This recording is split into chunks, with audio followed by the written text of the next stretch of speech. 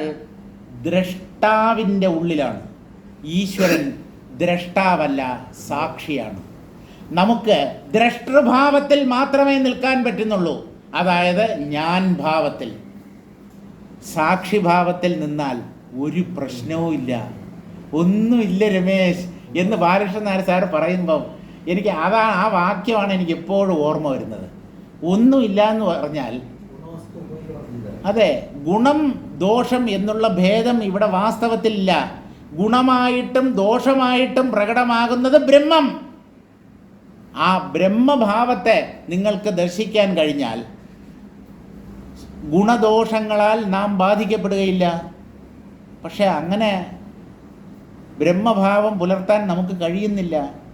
അതെങ്ങനെ? ഈ ഭൂമിയിൽ ധർമ്മം അല്ലേ പുലരേണ്ടത്? അധർമ്മത്തെയൊക്കെ തുടച്ചു നീക്കുക, അതല്ലേ മനുഷ്യർക്ക് കർത്തവ്യമായിട്ടുള്ളത്. അധർമ്മത്തെ തുടച്ചു നീക്കാൻ ഈ അധർമ്മത്തെ സൃഷ്ടിച്ചത് നിങ്ങളാണോ? ധർമ്മത്തെ പ്രചരിപ്പിക്കാൻ ഈ ധർമ്മത്തിൻ്റെ സൃഷ്ടാവ് നിങ്ങളാണോ? ഇത് രണ്ടും നിങ്ങളുടെ നിയന്ത്രണത്തിലല്ലാത്തത് കൊണ്ട് സാക്ഷിഭാവത്തിൽ നിൽക്കുന്നതാവും നിങ്ങൾക്കല്ല നമുക്ക് നല്ലത്. എന്നെ ഒഴിവാക്കിയിട്ട് ഞാൻ സംസാരിക്കാൻ പാടില്ലല്ലോ. നമുക്ക് നന്മയുണ്ടാക്കുന്നത് സാക്ഷിഭാവം മാത്രമാണ്. ധർമാധർമ്മങ്ങൾ വാസ്തവത്തിലില്ല. ധർമ്മമായും അധർമ്മമായും പ്രകടമാകുന്നത് ബ്രഹ്മമാണ് എന്ന സത്യം മനസ്സിലാക്കിക്കൊണ്ട് ഈ വീക്ഷണത്തെ അംഗീകരിച്ചുകൊണ്ട് ധാർമ്മികമായ ജീവിതം നയിക്കൂ. അവസാനം പറഞ്ഞതാണ് ഞങ്ങൾക്ക് മനസ്സിലാവുന്നത്. ഏത്? ആ വാല്, അവസാനം ഒരു വാലുണ്ടായിരുന്നല്ലോ, അതാണ് മനസ്സിലായത്. ധർമാധർമ്മങ്ങളെ തുല്യമായി കാണുകയും വേണം, ധാർമ്മികമായി ജീവിക്കുകയും വേണം. അധർമ്മം പ്രവർത്തിക്കരുത്. പറ്റുമെങ്കിൽ പറ്റുന്നിടത്തോളം അധർമ്മത്തെ എതിർക്കുകയും വേണം. പക്ഷേ ധർമ്മം ശ്രേഷ്ഠം, അധർമ്മം മോശം, ഈ ഭേദചിന്ത വേണ്ട. ലോകം നന്നാക്കണ്ട എന്ന് പറയുന്നില്ലല്ലോ. ലോകം നന്നാക്കിയവരാണല്ലോ, നന്നാക്കാൻ ശ്രമിച്ചവരാണല്ലോ. ലോകമില്ല എന്ന സത്യം മനസ്സിലാക്കിക്കൊണ്ട് ലോകത്തെ നന്നാക്കാൻ ശ്രമിച്ചവരായിരുന്നല്ലോ ഈ ജ്ഞാനികളും തത്വദർശികളും എല്ലാവരും തന്നെ. അവരെയാണല്ലോ നാം മഹാത്മാക്കൾ എന്ന് അംഗീകരിച്ചിട്ടുള്ളതും. ഇതൊരു കളിയാണെന്ന് വിചാരിച്ചുകൊണ്ട് തൽക്കാലം നിങ്ങൾ രാവണൻ്റെ വേഷമാണ് കെട്ടുന്നതെങ്കിൽ രാവണനെ പോലെ ജീവിക്കൂ. നിങ്ങളുടെ വേഷത്തിനനുസരിച്ച് വേണം നിങ്ങളുടെ അഭിനയം. രാവണ വേഷം കെട്ടിയിട്ട് രാമനെ പോലെ ജീവിക്കരുത്, ജീവിക്കാൻ പറ്റുകയുമില്ല.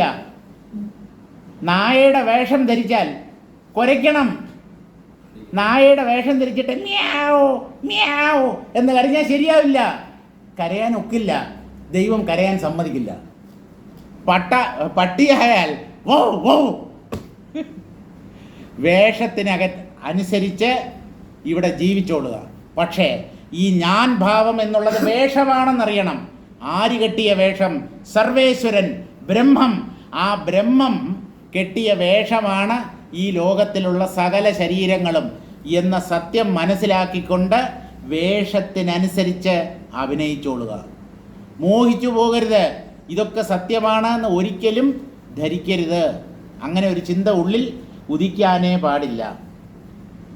ദേഹാൻ വിപശ്ചിതാം സംവിദദർശ ചതുരോപിസ എന്നതിൽ തെറ്റാണ് എഴുതിയിരിക്കുന്നത്. ആ സംവിത്ത് അതിസമർത്ഥമായ ഒരു തത്വമാണെങ്കിലും അത് ദേഹത്തെ ഉണ്ടെന്ന് കരുതാൻ തുടങ്ങി. വേണ്ട, ഈ ദൃശ്യം വേണ്ട എന്ന് അംഗീകരിക്കാതെ അതിന് എന്തുകൊണ്ട് കഴിയാൻ പറ്റിയില്ല എന്ന് ചോദിച്ചാൽ ശരീരം ഉണ്ടെന്ന് അത് സങ്കല്പിച്ചു. ആ സങ്കല്പത്തിന് ആരും തടസ്സം നിൽക്കാത്തത് കൊണ്ട് അത് സങ്കല്പം തുടർന്നു. അങ്ങനെ ഒടുങ്ങാത്ത സങ്കല്പങ്ങളിൽപ്പെട്ട ജീവന്മാർ വലയുന്നു. ഈ സംവിത്ത് സർവശക്തമാണ്. അതിനെ കൂച്ചുവിലങ്ങിടാൻ ആരുമില്ല. അതിൻ്റെ സങ്കല്പശക്തിയെ നിരോധിക്കാൻ ആർക്കും സാധ്യമല്ല. അതുകൊണ്ട് അതിൻ്റെ സങ്കല്പം ഇവിടെ നടപ്പിലാക്കപ്പെടുന്നു. നമ്മളൊന്നും വിചാരിച്ചാൽ ഈ ലോകത്തിൻ്റെ ഗതിവിഗതികളെ മാറ്റിമറിക്കാൻ സാധ്യമല്ല.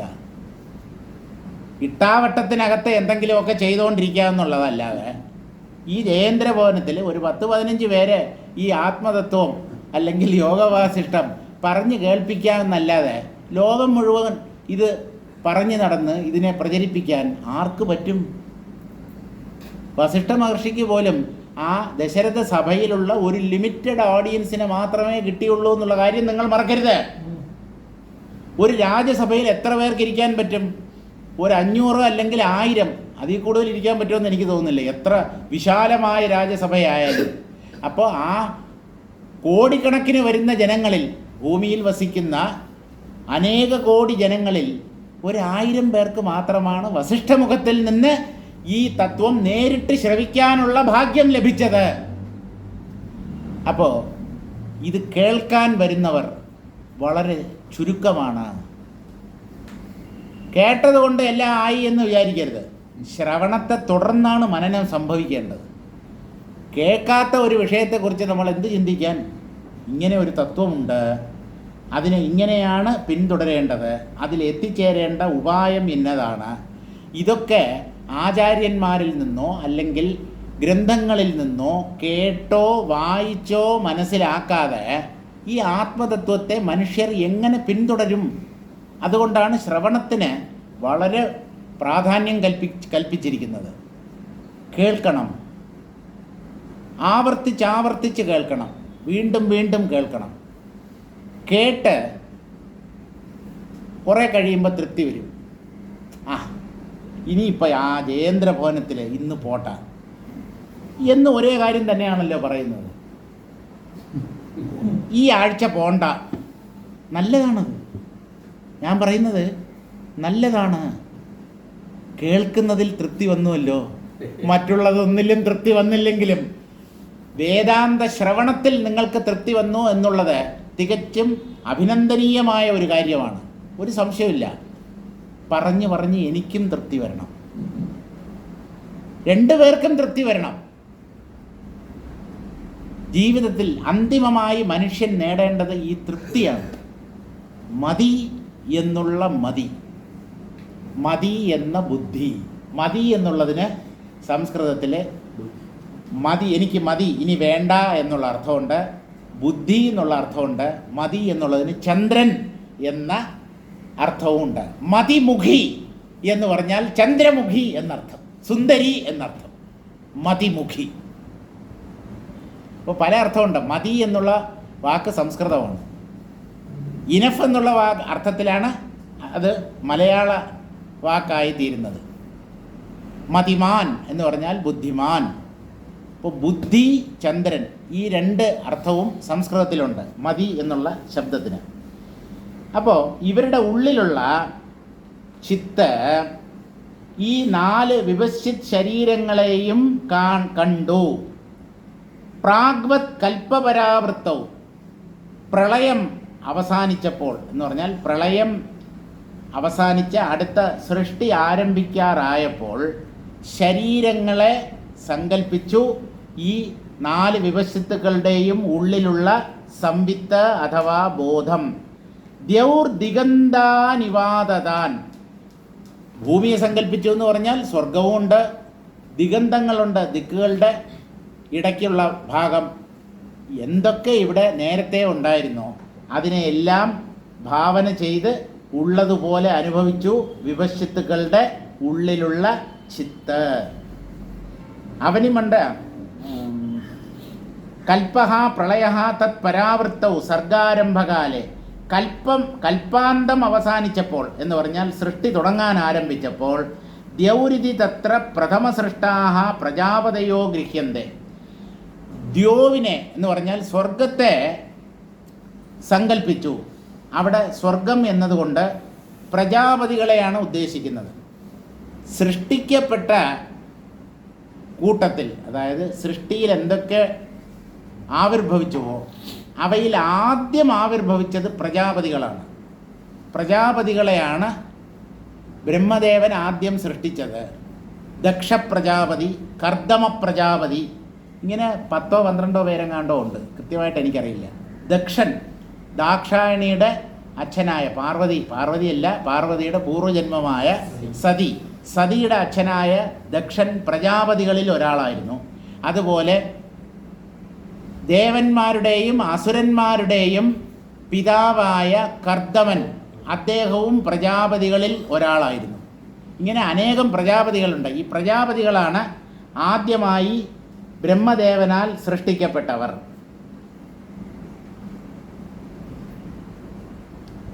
ആദിവാഹിക സംവിത്തേസ്തേവ്യോം വ്യോമതാത്മകാഃ ആദിഭൗതിക ദേഹത്വം ഭാവാൻ ദദൃശുരഗ്രതഃ. ആദ്യം ഈ വിപശ്ചിത്തുക്കൾക്ക് ആദിവാഹിക ശരീരം മാത്രമേ ഉണ്ടായിരുന്നുള്ളൂ. ആദിവാഹിക ശരീരം എന്ന് പറഞ്ഞാൽ സൂക്ഷ്മ ശരീരം, സ്ഥൂലമായ ശരീരമില്ല. സങ്കല്പ ശരീരം എന്നർത്ഥം. സ്ഥൂലതയില്ല. ആദിവാഹിക ശരീരത്തെയാണ് അവരുടെ ഉള്ളിലെ ചിത്ത് ആദ്യം പ്രകാശിപ്പിച്ചത്. തേ അവ്യോംനി വ്യോമതാത്മകാഃ. വ്യോമമല്ലാത്ത എന്ന് പറഞ്ഞാൽ പൊള്ളയായ ശൂന്യമായ ആകാശം പോലെയല്ല ഘനീഭവിച്ച ചിത്ത്. പക്ഷേ അതിൻ്റെ സൂക്ഷ്മത കാരണമായി അതിനെ ആകാശം എന്ന് പറയുന്നു. അത്രയേ ഉള്ളൂ.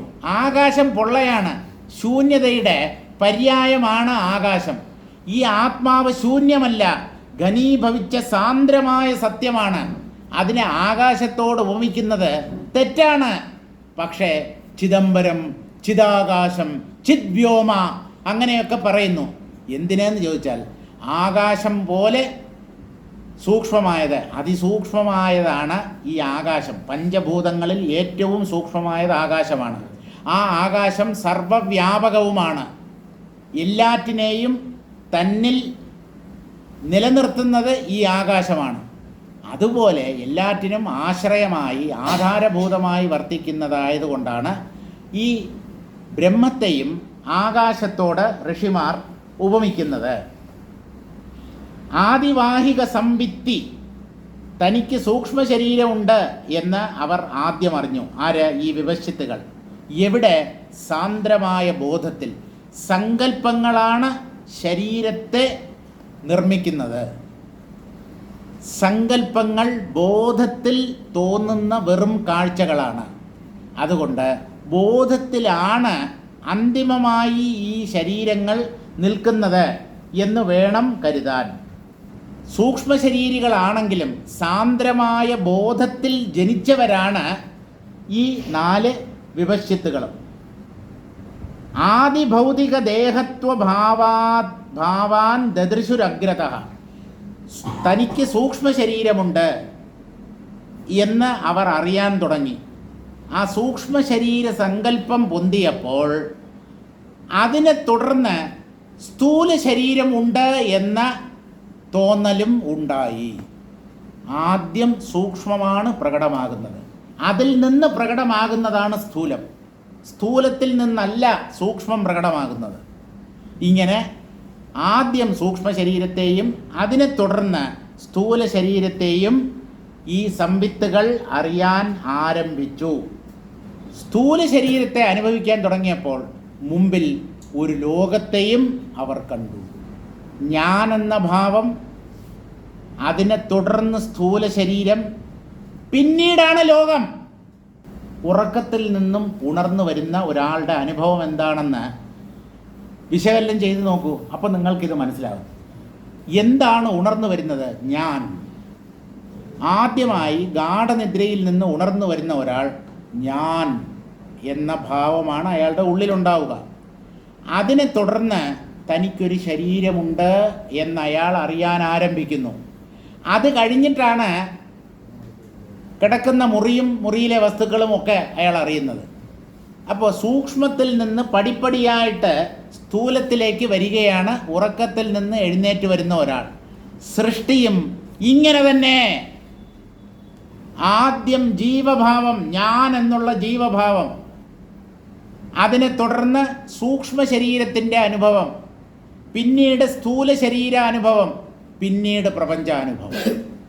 അപ്പോൾ ഉള്ളിൽ നിന്നുള്ള ഒരു വികാസമാണ് ഈ പ്രപഞ്ചം എന്ന പേരിൽ അറിയപ്പെടുന്നത്. അകം വികസിച്ച് പുറമായി മാറുന്നു.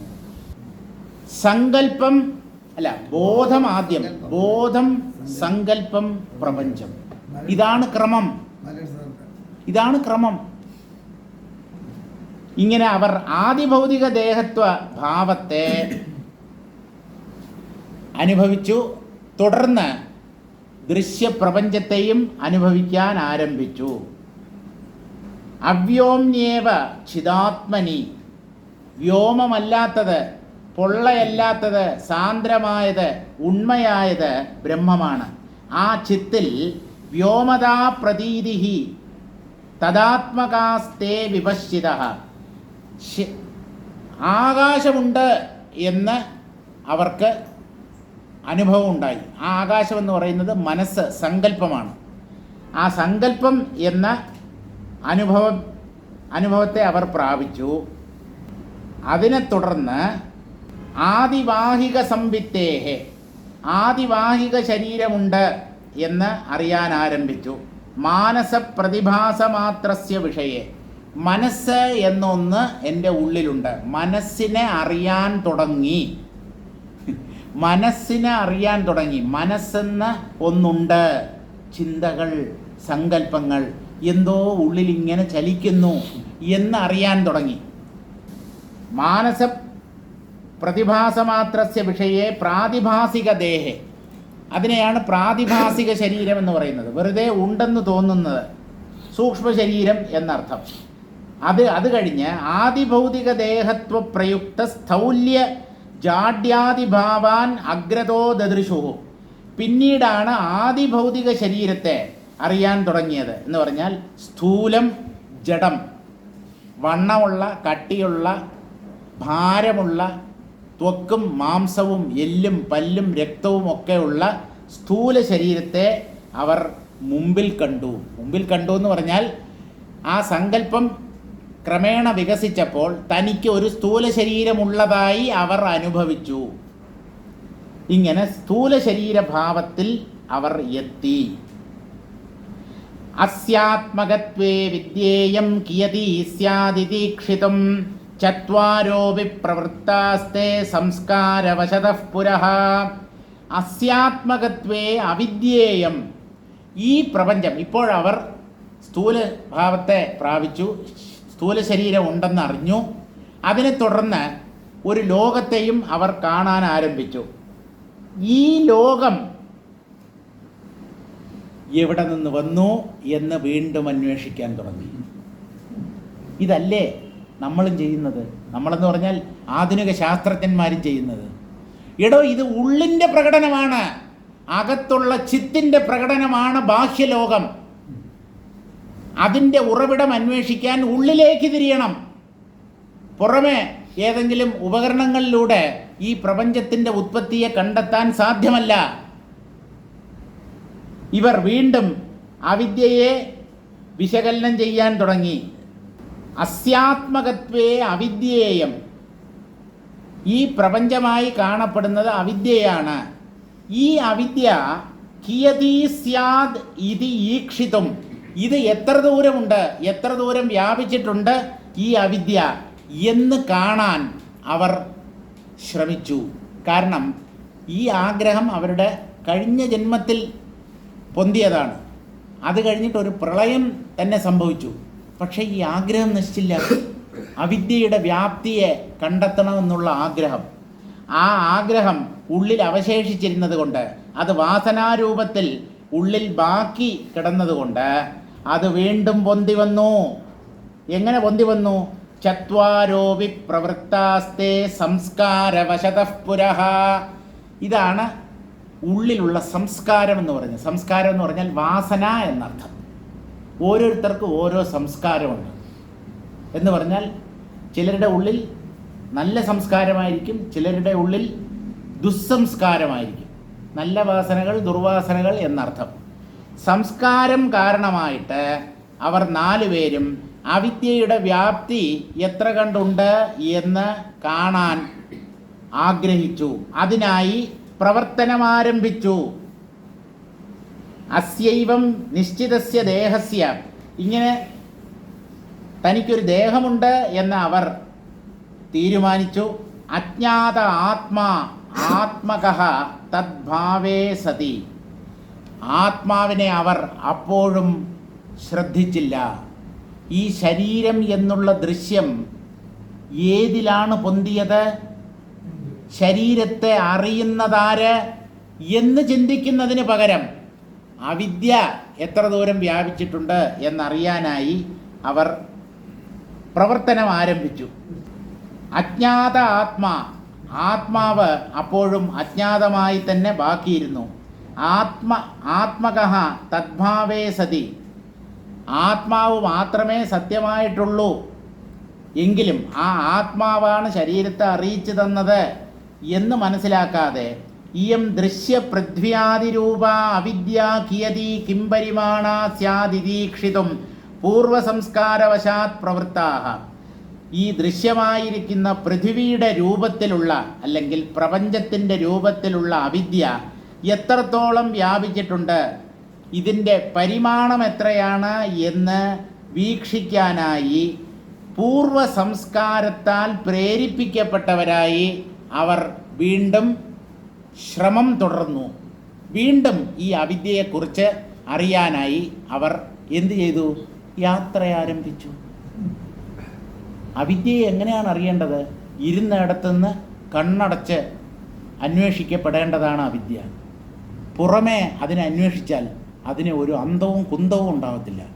അനന്തമായി വ്യാപിച്ചു കിടക്കുന്ന ശൂന്യാകാശം, അതിൽ ചുറ്റിത്തിരിയുന്ന ലക്ഷോപലക്ഷം ഗോളങ്ങൾ, അവിടെയൊക്കെ ചെന്നെത്തിയ അവിദ്യ എന്താണ്, അവിദ്യയുടെ വ്യാപ്തി എന്താണ് എന്ന് എങ്ങനെ അറിയാൻ പറ്റും? മണ്ടന്മാരായതുകൊണ്ട് അന്വേഷണത്തെ പുറത്തേക്ക് വ്യാപിപ്പിച്ചു. അവരിതാ യാത്ര തുടങ്ങാൻ പോവുകയാണ്. ഗള്ളിവരുടെ സഞ്ചാര കഥകൾ, ഗള്ളിവേഴ്സ് ട്രാവൽസ് എഴുതിയതാരാണ്? Jonathan Swift.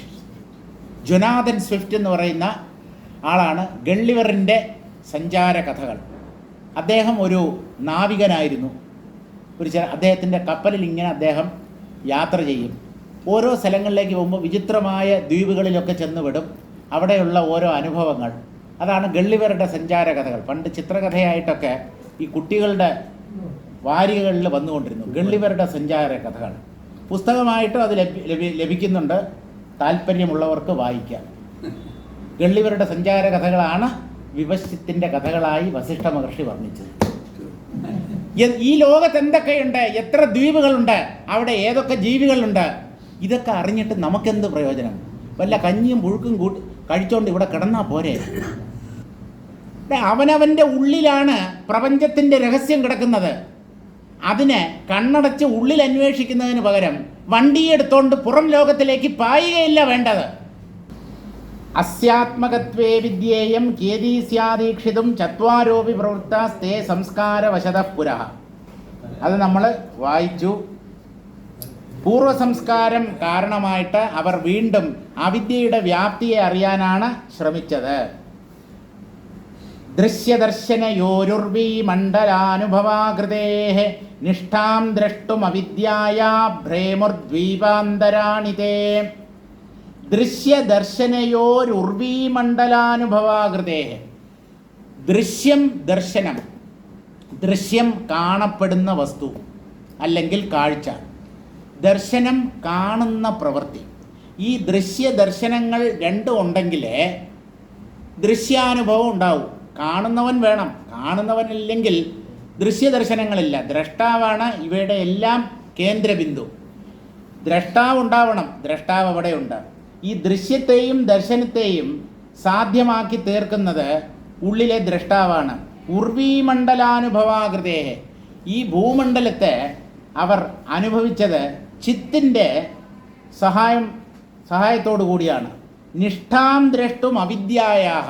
അവിദ്യയുടെ നിഷ്ഠ, അവിദ്യയുടെ ആധാരം, അവിദ്യയുടെ വ്യാപ്തി എത്ര കണ്ടുണ്ട് എന്ന് കാണാനായി ഭ്രേമുർദ്വീപാന്തരാണിതേ. ദ്വീപാന്തരങ്ങളിൽ അവർ അലഞ്ഞു നടന്നു. ഭൂമിയിൽ പ്രധാനമായി 7 ദ്വീപുകളുണ്ട്, 7 വൻകരകളുണ്ട് എന്നാണ് പുരാണങ്ങൾ തന്നെ പറയുന്നത്. ആ ദ്വീപുകളിലൊക്കെ അവർ ചുറ്റി സഞ്ചരിക്കാൻ ആരംഭിച്ചു. നേരത്തെയും അത് തന്നെയാണ് ചെയ്തത്. അപ്പോഴാണ് ഒരുത്തനെ കുത്തി കുടൽമാല വലിച്ച് പുറത്തിട്ടത്. ആന. ഒരുത്തൻ്റെ ശരീരത്തെ 8 കഷണങ്ങളാക്കി കടിച്ചു കീറി മകരമത്സ്യം അല്ലെങ്കിൽ മുതല. പിന്നെ ഒരു രാക്ഷസൻ കൊണ്ടുപോയി ബടവാഗ്നിയിൽ കൊണ്ട് നിക്ഷേപിച്ചു. ഇങ്ങനെ ഓരോരുത്തർക്കും തിക്താനുഭവം ഉണ്ടായിട്ടും വീണ്ടും പുറം ലോകത്തെ പഠിക്കാൻ അല്ലെങ്കിൽ പുറം ലോകത്തിൻ്റെ അന്തം കാണാനാണ് അവർ ശ്രമിച്ചത്. ദൃശ്യദർശനയോർ മധ്യേ ഉർവീമണ്ഡലരൂപായ അനുഭവാകൃതേരവിദ്യായ.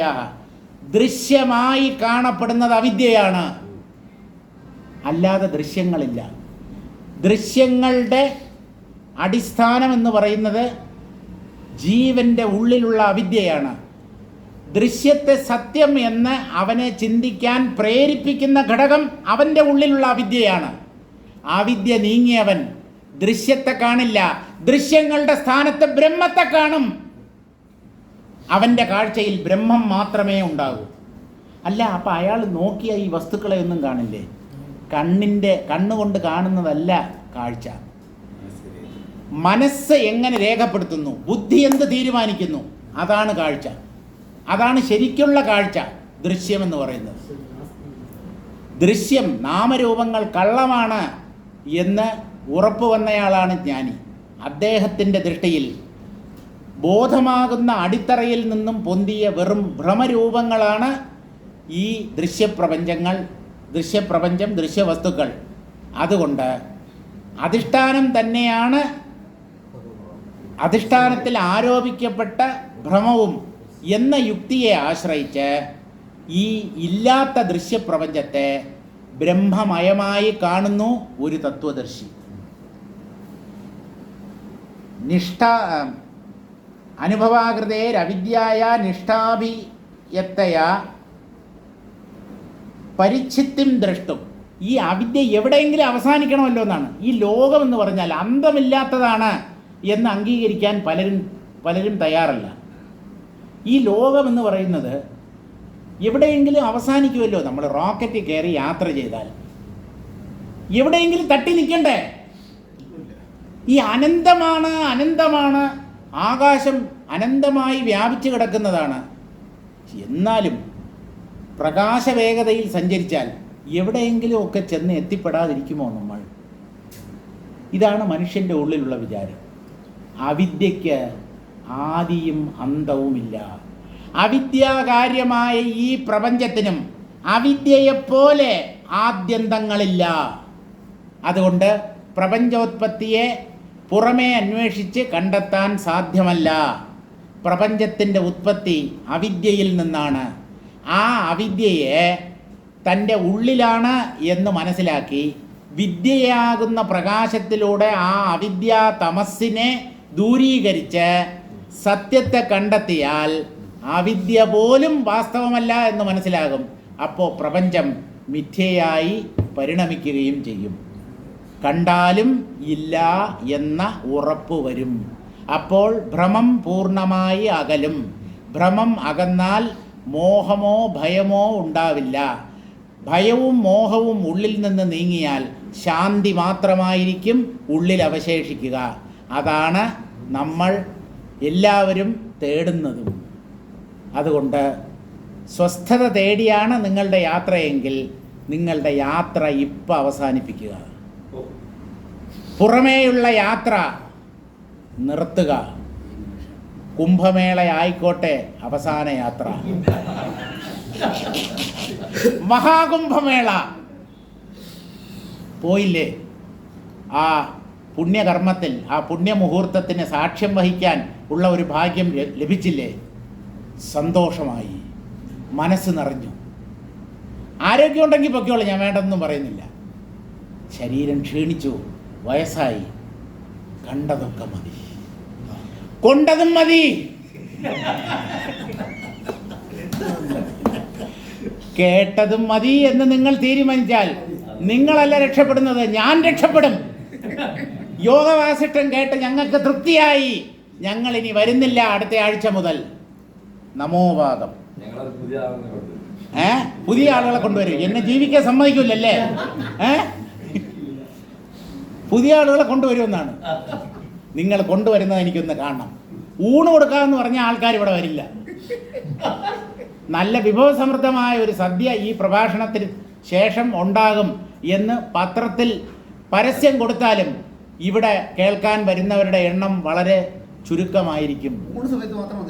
ആ സമയത്ത് വേണമെങ്കിൽ വന്നിട്ട് എന്തെങ്കിലും അടിച്ചു കയറ്റിയിട്ട് പോകും.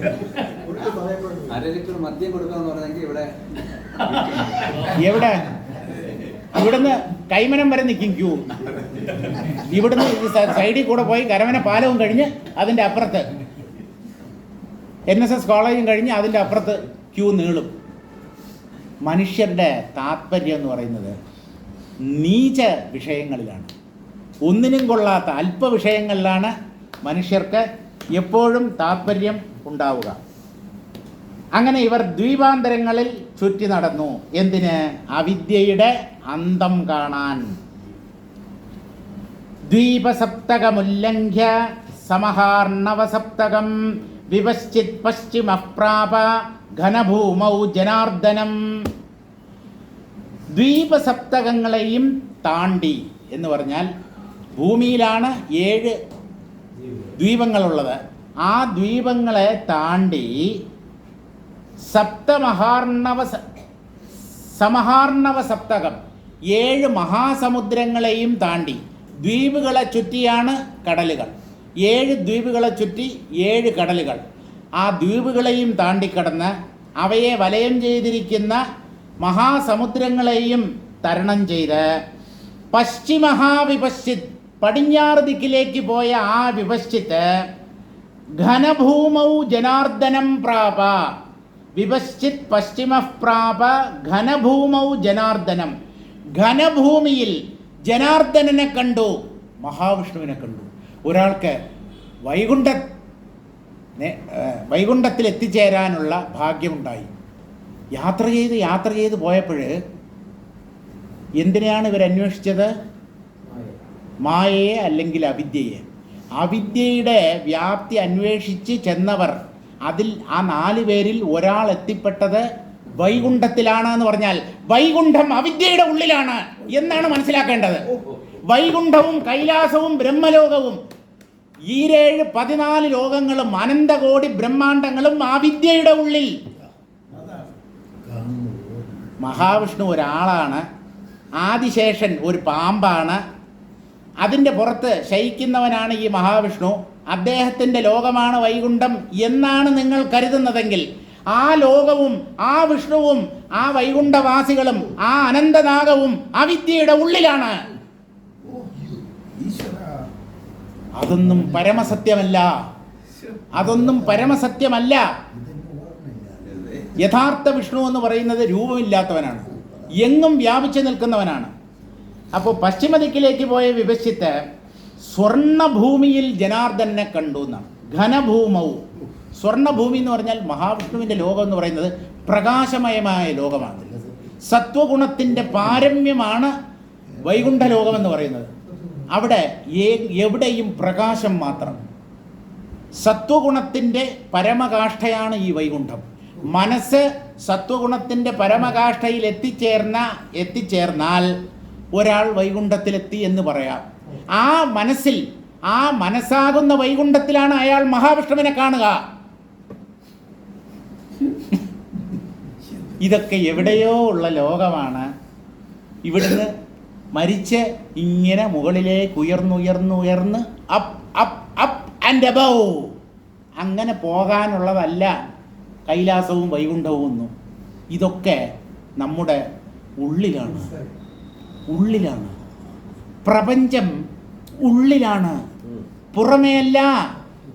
പുറത്തൊരു പ്രപഞ്ചമില്ല. ആ പ്രപഞ്ചം ഉള്ളിലുള്ള അവിദ്യയുടെ പ്രകടനമാണ്. ഇത് നിങ്ങൾ മനസ്സിലാക്കാതെ നിങ്ങൾ ആത്മാവിനെ കാണാൻ പോകുന്നില്ല. അവിദ്യയെ വേണ്ടവണ്ണം മനസ്സിലാക്കൂ, എന്നിട്ടാവാം വിദ്യയെക്കുറിച്ച് മനസ്സിലാക്കേണ്ടത്. എന്തായാലും സ്വർണഭൂമിയിൽ ജനാർദ്ദനനെ കണ്ടു, മഹാവിഷ്ണുവിനെ കണ്ടു. പടിഞ്ഞാറ് ദിക്കിലേക്ക് പോയ വിപശ്ചിത്ത്. തേഷു പശ്ചിമോ വിപശ്ചിത് ഘനഭൂമൗ പ്രാഗുക്ത സ്വർണ ഘനായാം ഭൂമൗ ക്രീഡന്തം ജനാർദ്ദനം ഭാഗ്യോദയവശാത് പ്രാപ ദദർശ. അവിടെ ചെന്ന് ജനാർദ്ദനെ കണ്ടു എന്ന് പറഞ്ഞാൽ ബാലകൃഷ്ണനെ കണ്ടു, ബാലകൃഷ്ണൻ നായർ സാറിനെ കണ്ടു എന്നല്ല. അങ്ങനെ പറഞ്ഞാലും തെറ്റൊന്നുമില്ല. ബാലം മുകുന്ദം മനസാ സ്മരാമി. ഒരു ബാലൻ്റെ രൂപത്തിൽ കളിച്ച് നടക്കുന്ന ജനാർദ്ദനനെ കണ്ടു, മഹാവിഷ്ണുവിനെ കണ്ടു. പടിഞ്ഞാറ് ദിക്കിലേക്ക് പോയ യാത്ര ചെയ്തയാൾ. എന്തുകൊണ്ടെന്ന് പറഞ്ഞാൽ അയാൾ ചെയ്ത പുണ്യം കൊണ്ട്, അയാളുടെ ഭാഗ്യം കാരണമായി ആ ബാലമുകുന്ദനെ അദ്ദേഹം ദർശിച്ചു. തസ്മാദനുപമം ജ്ഞാനം സമാസാദ്യ ദിഗന്ധരേ തസ്മിന്നേവ സമാധാനേ സോതിഷ്ഠദ് വർഷപഞ്ചകം. എന്ത് ചെയ്തു? ബാലരൂപത്തിലുള്ള മഹാവിഷ്ണുവിനെ കണ്ടു. അദ്ദേഹം അവിടെ കളിച്ച് നടക്കുകയാണ്. അദ്ദേഹത്തിനോടൊപ്പം ചേർന്ന് ഇയാളും കളിക്കുകയാണോ ചെയ്തതെന്ന് ചോദിച്ചാൽ അല്ല. ഭഗവാൻ ബാലനായി ദർശനം നൽകിയിരിക്കുന്നു. അദ്ദേഹത്തിൻ്റെ അടുത്ത് ചെന്ന് എന്തെങ്കിലും പ്രയോജനമുള്ള കാര്യം ഗ്രഹിക്കാം എന്ന് വിചാരിച്ച് തത്വം പറഞ്ഞു തരാൻ ആവശ്യപ്പെട്ടു എന്നാണ്. തത്വം പറഞ്ഞു തരാൻ ആവശ്യപ്പെട്ടു. വൈകുണ്ഠം വരെ പോണോ? ജയേന്ദ്ര ഭവനം വരെ എത്തിയാൽ പോരെ?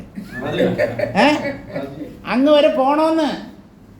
ചത്തതിന് ശേഷം ഇത്ര ദൂരം യാത്ര ചെയ്ത് മഹാവിഷ്ണുവിൻ്റെ അടുക്കൽ നിന്ന് വേണോ ഈ തത്വം ഗ്രഹിക്കാൻ? ആവശ്യമില്ല. ജയേന്ദ്രഭവനത്തിലോ അല്ലെങ്കിൽ ഈ തിരുവനന്തപുരത്തുള്ള വേറെ ഏതെങ്കിലും സത്സംഗങ്ങൾ നടക്കുന്ന വേദികളിലോ നിങ്ങൾ എത്തിയാൽ മതി. ഇവിടെ തന്നെ വരണമെന്ന് ഞാൻ പറയുന്നില്ല. ദൈവത്തെ കാണാൻ ലോകം മുഴുവൻ ഓടി നടക്കുന്നു മനുഷ്യർ. ഇവിടെ ഓടി നടന്നത് പോരാ, മരിച്ചു പോയതിന് ശേഷം വൈകുണ്ഠത്തിലോ കൈലാസത്തിലോ ചെന്ന് കാണേണ്ടവനാണ് ദൈവം എന്ന് വിചാരിക്കുന്നു. ഇതല്ലേ വാസ്തവത്തിൽ അജ്ഞതയുടെ വ്യാപ്തി? ഇതല്ലേ അവിദ്യയുടെ വ്യാപ്തി എന്ന് പറയുന്നത്? ഇതിനേക്കാളും വലിയ അവിദ്യ നിങ്ങൾക്ക് വേറെ എവിടെ കാണാൻ കഴിയും? ഭാഗ്യോദയം കൊണ്ട് ബാലമുകുന്ദനെ അദ്ദേഹം കണ്ടു. തസ്മാദനുപമം ജ്ഞാനം സമാസാദ്യ ദിഗന്ധരേ. ആ ദിവ്യഭൂമിയിൽ വെച്ച് അനുപമമായ ആത്മജ്ഞാനത്തെ ആ ബാലകനായ ഭഗവാനിൽ നിന്ന് ഗ്രഹിച്ചു. തസ്മിന്നേവ സമാധാനെ, അങ്ങനെ സമാധി നിലയിൽ കഴിഞ്ഞു. എത്ര കാലം? സോതിഷ്ഠത് വർഷപഞ്ചകം, 5 വർഷം സമാധിസ്ഥിതനായിരുന്നു. ആര്? പടിഞ്ഞാറ് ദിക്കിലേക്ക് പോയ വിവശ്ചിത്ത്. തസ്മാത് ജനാർദ്ദനാത് അനുപമം ജ്ഞാനം ബ്രഹ്മവിദ്യാം സമാസാദ്യ തസ്മിന്നേവ ദിഗന്ധരേ സഹ സമാധാനേ സമാധൗ വർഷപഞ്ചകം അധിഷ്ഠത്. ആ ദിവ്യഭൂമിയിൽ ഭഗവാന്റെ അടുക്കൽ നിന്നും കൈക്കലാക്കിയ ബ്രഹ്മവിദ്യ കാരണമായിട്ട് സമാധിസ്ഥിതനായി കഴിഞ്ഞു 5 കൊല്ലം. പിന്നെ എന്ത് സംഭവിച്ചു? അതും കൂടെ പറഞ്ഞിട്ട് നമുക്ക് ഇന്ന് നിർത്താം. തതോ ദേഹം പരിത്യജ്യ ചിത്തേ സത്താമുപാഗതേ സതത് പ്രാണ ഇവാകാശം പരം നിർവാണമായയൗ. ആ 5 വർഷം സമാധിസ്ഥിതനായിരുന്ന ശേഷം അദ്ദേഹത്തിൻ്റെ സ്ഥൂല ശരീരത്തെയും പരിത്യജിച്ചിട്ട് ചിത്തേ സത്താമുപാഗതേ, ചിത്തം സത്തയെ പ്രാപിച്ചപ്പോൾ, സത്ത ഉണ്മ ബ്രഹ്മം, മനസ്സ് ബ്രഹ്മത്തിൽ ലയിച്ചപ്പോൾ, ചിത്തേ സത്താമുപാഗതേ. സംസ്കൃതത്തിലെ വാക്കുകൊണ്ട് പല കളികളും കളിക്കും. ഇതിനെ തന്നെ ചിത്തേ സത്താമുപാഗതേ, ചിത്തേ അസത്താമുപാഗതേ എന്നും നമുക്ക് പിരിക്കാം. ചിത്തം ചിത്തമല്ലാതായി മാറിയപ്പോൾ എന്നർത്ഥം. ചിത്തം തന്നെ ബ്രഹ്മത്തിൽ ലയിച്ച് അതായി തീർന്നപ്പോൾ അദ്ദേഹത്തിൻ്റെ ശരീരത്തിൽ സ്പന്ദിച്ചിരുന്ന പ്രാണൻ സതത് പ്രാണ ഇവാകാശം. പ്രാണൻ എപ്പോഴും ആകാശത്തിലാണ് സ്പന്ദിക്കുന്നത്. ആകാശത്തിൽ തന്നെയാണ് ആ സ്പന്ദനം നിലയ്ക്കുന്നത്. ഈ പ്രാണൻ അതിൻ്റെ ഉറവിടമായ ആകാശത്തിൽ എങ്ങനെയാണോ ലയിക്കുന്നത്, അതുപോലെ പടിഞ്ഞാറ് ദിക്കിലേക്ക് യാത്രയായ ആ വിവശ്യത്തിൻ്റെ ജീവഭാവം പരമമായ നിർവാണസ്ഥിതിയെ പ്രാപിച്ചു, മോക്ഷത്തിൽ ലയിച്ചു ചേർന്നു. ആ ജീവഭാവം ബ്രഹ്മഭാവത്തിൽ അലിഞ്ഞില്ലാതായി. ഒരു സംശയം കൂടെ ഞാൻ ഉണ്ടാക്കിയിട്ട് നിങ്ങളെ പറഞ്ഞേക്കാം. 4 പേരിൽ പടിഞ്ഞാറ് ദിക്കിലേക്ക് പോയ ആൾ മോക്ഷം നേടി. ഒരേ ആളാണ് 4 രൂപങ്ങളിൽ പ്രകടമായിരിക്കുന്നത്. മറ്റു 3 പേർക്ക് മോക്ഷം ലഭിച്ചുവോ ഇല്ലയോ? ഇല്ല എന്നാണ് പറയുന്നത്. അതെങ്ങനെ? ഒരേ ആളാണ് 4 ആയി പിരിഞ്ഞത്. ഒരേ വിവശ്ചിത്ത് എന്ന ചക്രവർത്തിയാണ് അഗ്നിദേവനെ പ്രത്യക്ഷപ്പെടുത്തി ആ 4 ഹോമകുണ്ഡങ്ങളിൽ നിന്ന് 4 രൂപങ്ങളായി പ്രകടമായത്. അതിൽ ഒരു രൂപം, ഒരു ജീവഭാവം ആത്മവിദ്യ നേടി മോക്ഷത്തെ പ്രാപിച്ചു. മറ്റു 3 പേർക്ക് എന്ത് സംഭവിച്ചു? അവർ മോക്ഷം നേടിയില്ല. ഇത് യുക്തിക്ക് നിരക്കാത്ത ഒരു കാര്യമല്ലേ? അത് തികച്ചും യുക്തിക്ക് നിരക്കുന്ന ഒന്നാണ് എന്നാണ് 18ാമത്തെ ശ്ലോകത്തിൽ പറയുന്നത്. ആ 18ാമത്തെ ശ്ലോകത്തിന് 2 പേജ് വ്യാഖ്യാനമാണ് എഴുതിയിരിക്കുന്നത്. ഇതെങ്ങനെ സാധ്യമാകും? യുക്തിക്ക് നിരക്കുകയില്ലല്ലോ. ജീവൻ ഒന്നാണല്ലോ, ശരീരമല്ലേ 4ആയിട്ട് പിരിഞ്ഞത്. അപ്പോൾ ഓരോന്നിൻ്റെ ഉള്ളിലും ഓരോ ജീവൻ, ഒരേ ജീവൻ തന്നെയാണ് 4ആയി 4 ശരീരങ്ങളിൽ പ്രകടമായത്. അതിൽ ഒരാൾ മോക്ഷം നേടിയപ്പോൾ മറ്റു 3 പേരും എന്തുകൊണ്ട് മോക്ഷം നേടിയില്ല എന്നുള്ള ചോദ്യത്തിന് യുക്തിയുക്തമായ മറുപടി പറയണം. പറയാൻ ഋഷി ബാധ്യസ്ഥനാണ്. അത് 18ാമത്തെ ശ്ലോകത്തിലാണ് പറയുന്നത്. ആ 18ാമത്തെ ശ്ലോകം നമ്മൾ അടുത്ത ആഴ്ച വായിക്കും.